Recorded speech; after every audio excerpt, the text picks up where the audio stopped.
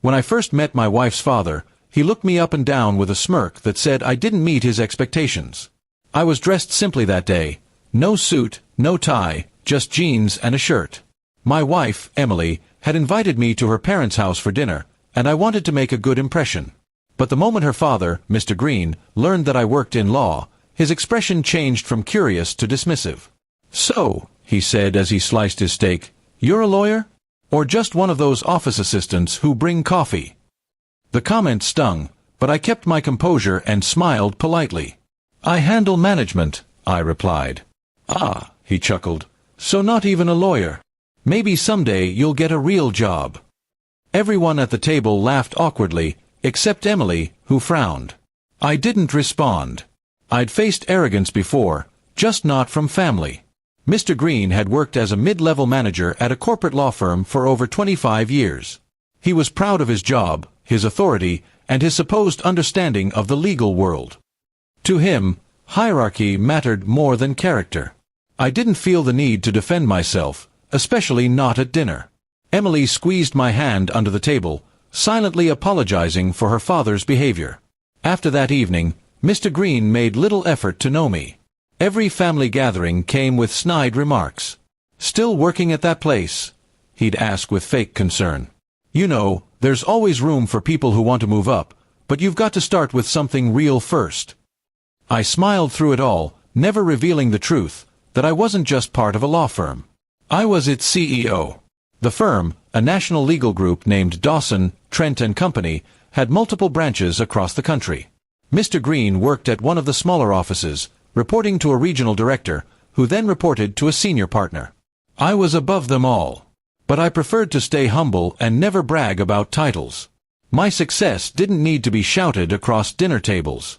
Emily once told me, "You're too patient with him." I laughed it off. "Let him think what he wants," I said. "Truth reveals itself in time." She smiled and let it go. I didn't expect that time to come so soon. Months later, the firm decided to hold a nationwide leadership meeting in our city. All department heads and managers were invited. Mr. Green, being one of them, received an invitation from headquarters. He didn't know I was the one who signed it. Emily knew but kept it quiet, almost excited to see how things would unfold. The meeting day arrived at the downtown headquarters. Mr. Green came dressed sharply in his best suit, ready to impress the top executives. He spotted me in the hallway, talking with some partners, and raised an eyebrow. "Oh, you're here too," he said, almost surprised. "Delivering files or helping with the setup?" I smiled. "Something like that," I replied. When the meeting began, he took a seat among the managers, not noticing my nameplate on the stage. When the regional director announced, "Now, please welcome our CEO, Mr. Daniel Carter," I walked up to the podium. The entire room applauded, except one stunned man in the middle row who suddenly looked pale. Mr. Green's eyes widened as he realized what he was seeing. The guy who needed a real job was now addressing hundreds of employees, including his own supervisors. I glanced toward him for a brief moment and continued my speech as if nothing had happened. I spoke about leadership, respect, and the value of humility in a professional world. Each word seemed to weigh heavier on him. After the meeting, as people came up to shake my hand, I noticed him standing awkwardly near the back, avoiding eye contact. Eventually, he approached me, his voice shaky. "Daniel, I didn't know." I smiled gently. "That's all right, Mr. Green. You couldn't have." He looked embarrassed, his confidence gone. "You must think I'm a fool," he murmured. "Not at all," I said.